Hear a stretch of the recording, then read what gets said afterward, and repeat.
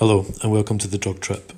This channel is here to feed the curiosity of those who would like to gain an insight to the effects of various drugs and substances through user experiences and stories, with our main goal being to entertain and reduce harm and abuse. We post regular trip reports every few days, so if you do enjoy these, we would really appreciate it if you subscribed. And more importantly, we love to hear our viewers' thoughts, opinions and experiences, so please leave something for us in the comment section and we may use it in a future video. Enjoy and be safe.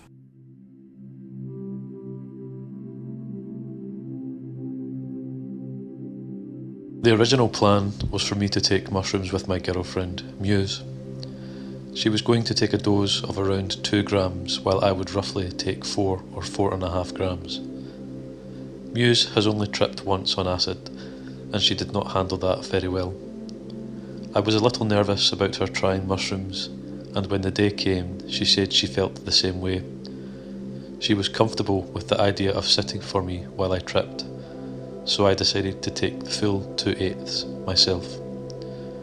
I put 7 grams of dried mushrooms in a blender with OJ, and I drank the concoction. Within 5 minutes, I was feeling the first effects. Muse and I were sitting outside on my balcony when I began to giggle. This was not a giddy giggle, but more of a nervous and frightened giggle. I had never felt so much from mushrooms in such a short amount of time. There was already a pronounced pressure on my chest, and visual disturbances were becoming more intense with every passing moment. I knew that this was going to be a long and hard journey, most definitely harder than any of my previous mushroom trips. I managed to push this thought aside for a while, and began to feel the effects take over my body. Muse and I had returned inside my room, and I lay in my bed and began to laugh hysterically. I was giddy and everything seemed incredibly funny. Actually, it was the fact that I had taken such a massive dose of mushrooms that was so funny. I couldn't believe that I had willingly put myself into a situation where I would be tripping so hard. There also seemed to be an accompanying adrenaline rush that seemed to make things even worse. I remember looking up at Muse. She was gorgeous. My mushroom visuals, which were now quite intense, forming intricate and concrete patterns, made her look as though she was a goddess. I seemed to be able to see an aura surrounding her. I know it sounds rather cliché, but it's true. I also began to make out a third eye on her forehead, and this made me laugh, since I had never considered myself to be in close contact with such an enlightened individual as the girl I had been going out with for over 1.5 years. Slowly, my ego began to slip away. I began dwelling on my own identity. I needed to know what it meant to be alive. What is it? It is still a subject that concerns me today. Is waking up and going to school and work being alive? Is sitting around with your friends being alive? Is watching movies and listening to music what it is to be alive? I narrated all my thoughts out loud to Muse, and they began to become rather incomprehensible. I kept on repeating phrases such as, "Am I alive or what? I don't get it." Everything I said ended with, "I don't get it." Thoughts seemed too much of a complication for me to analyse. I believed that what I was meditating on were subjects that normally everyday people can never attempt to grasp. All of life seemed rather meaningless. Everyone's struggle to gain material possessions was making me sick, and I became very depressed. I had been working at Safeway as a courtesy clerk, basically a nice way of saying a bag boy, for quite some time, and this strongly affected my trip. A requirement of the job was for me to greet every customer I came into contact with and offer help in finding different products and items. Most customers seemed annoyed rather than grateful for this offer. I began to feel as though I was a voyeur prying into other people's lives. I felt like I was slowly becoming yet another one of Safeway's countless products. Customers would not treat me as another human, but rather as a nuisance, barging in upon their pleasant little sheltered lives. I thought about what effect I had upon their lives and what profound impact I was feeling from them. Did they even notice me? Do they even know who I was?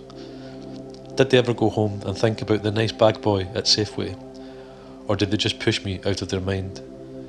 Do they know that their actions deeply affected me? So anyway, mushrooms make me have to pee quite frequently. And during one of my trips to the bathroom, I really understood how hard I was tripping. My self-identity had not withstood such a beating for a number of years, and it seemed as though I was trapped on a downward spiral. When I emerged from the bathroom, things became much worse. Muse was sitting on my bed, crying.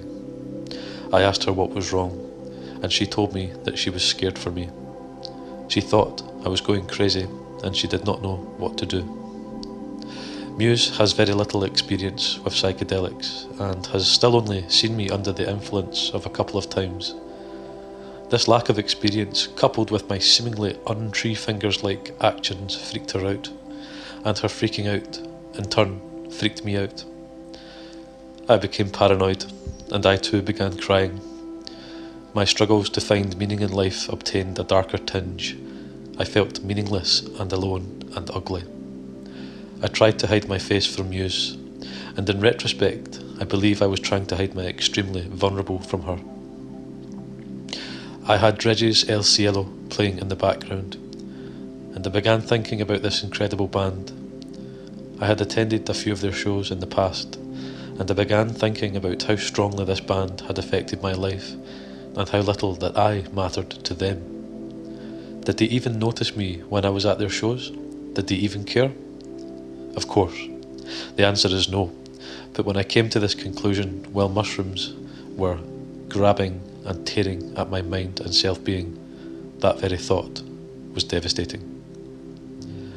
I cried some more, and my ego still dissolved into nothingness.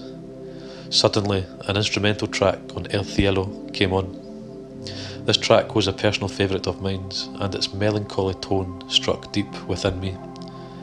I said to myself, uh-oh, it's the dying song. Dropped slowly to the ground and died. I laid on the floor and felt my breath slowly cease. I felt my identity leave me. I laid on the ground for the next few songs and finally decided it was time again for my rebirth. I got up and asked Muse to call Kid A. I talked with him on the phone for a few minutes, but I don't recall what was said. I remember he told me not to freak out, and I'm pretty sure I told him that I can do whatever the hell I wanted. I then gave the phone back to Muse, who told Kid A all about my mushroom trip. I went again to go and lie on the floor and bumped up against a cardboard box with my head. I touched the box with my hands, and in my confusion I uttered, "What the hell is this? Is this a part of me or what? I don't get it." I believed that I was a part of this box, and the box was a part of my skull that I never noticed having. But in the end, it was only a cardboard box. My trip was now in its tail end. The peak was over, but I would still be on a very long ride until home. I began feeling as though I were living out several lives simultaneously. A couple resounded strongly within me. I told Muse about my different lives. I was a middle-aged man, fat and balding, and utterly disgusting. My life was dying, and my wife was leaving me. And in my depression, I could not even wash myself.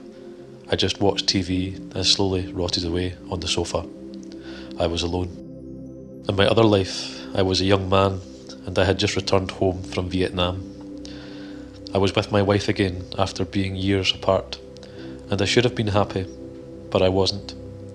I didn't know who this woman was anymore. Well, actually, I did. She seemed a little older and more tired. But what was worse was that she didn't know me anymore. She didn't see the images of war that I did. She didn't experience the horrible aspects of human life. She saw war glorified by the government, but I saw death. These stories are a little embarrassing to tell. As I'm writing them, they seem childish and exaggerated, but they were real to me. I really did not know who I was. I was a wandering soul. I was lost. Muse went home after a while, and I lay in bed thinking about my different lives until I fell asleep. It was rather interesting, and for a while I actually believed that these lives may have been me reliving my past lives, but now I'm not so sure. Some of the lives didn't sync up time-wise, but of course, time may be different in our different lives. It's interesting to note that I hardly touch on the visual aspects of this trip, or any of them for that matter. When someone is initially interested in doing psychedelics, it is primarily for the visual and synesthesia aspects of the drugs. But it is not even close to being the important aspect of these drugs. I had extremely intense visuals throughout this whole trip, and while I enjoyed them at times and was quite frightened by them at other times, that part of the trip was completely overshadowed by the intense cognitive effects and banishing of my ego.